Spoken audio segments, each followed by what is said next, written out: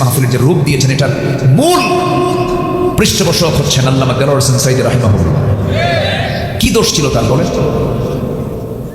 এই জাতির একটা সম্পদ তিনি ছিলেন, কোনো কারণ নাই, বিনা কারণে বিনা ওজরে যুদ্ধাপরাধের ধোঁয়া তুলে অজুহাতে তাকে গ্রেফতার করা হলো, মামলা দেওয়া হলো।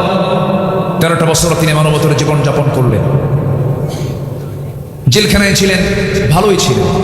আমাদের একটা আশা ছিল তিনি আমাদের মাঝে সাবার ময়দানে কথা বলবেন। 13 আগস্ট 2023 সালের 13 আগস্টে চিকিৎসার নাম করে কাশিমপুর জেলখানা থেকে চিকিৎসার নাম করে তাকে তুলে এনে হসপিটালে ভর্তি করে হিন্দুস্তানের প্রেসক্রিপশনে তাকে ইনজেকশন পুশ করে পয়জনিং করে তাকে হত্যা করা হয়েছে। তাফসীর মাহফিলের এই প্ল্যাটফর্ম থেকে আমরা সুস্পষ্ট ভাষায় জানান দিতে চাই, অবিলম্বে জাতির এই সম্পদ আল্লামা সাঈদীর খুনের সঙ্গে যারা জড়িত, অবিলম্বে তাদেরকে গ্রেফতার করা হোক, চূড়ান্ত শাস্তি নিশ্চিত করা হোক। রাজি আছেন কারা কারা? হাত উঁচু করে দেখা। এরা ক্ষমতার মসনদে ছিল 16 বছর, আর ফেরাউন ছিল 1600 বছর। সংখ্যার কিন্তু মিল আছে, চরিত্রের মিলও আছে। ফেরাউনের দোষ ছিল ক্ষমতা, ও ছাড়বে না।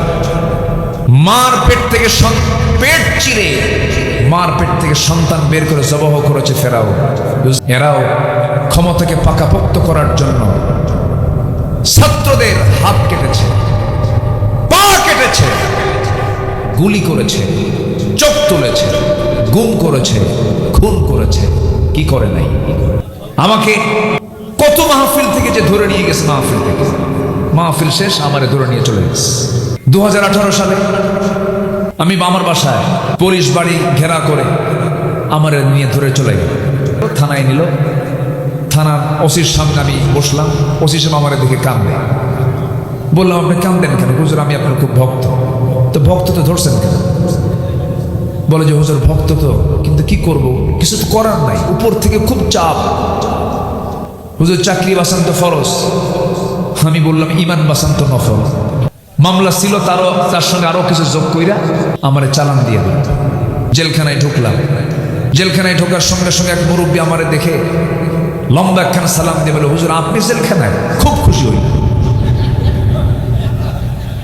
তো বললাম যে জেলখানায় ঢুকলে কি খুশি হয়? হুজুর মাহফিলে যায়, অনেক দূর থেকে ওয়াজ শুনি, মোসাফা হয় না, একটু মন মতো কথা হয় না। কি সুন্দর জেলখানায় আসছেন, দোয়া করি ভালো করে থাকে। বললাম, চাচা আপনার নাম, আপনি কেন এই জায়গায়? নাতিপুতি থুইয়া জেলখানায় কেন? বাবা বোমা হামলা মানে ওনার নামে হ্যাঁ মামলা দিয়েছে।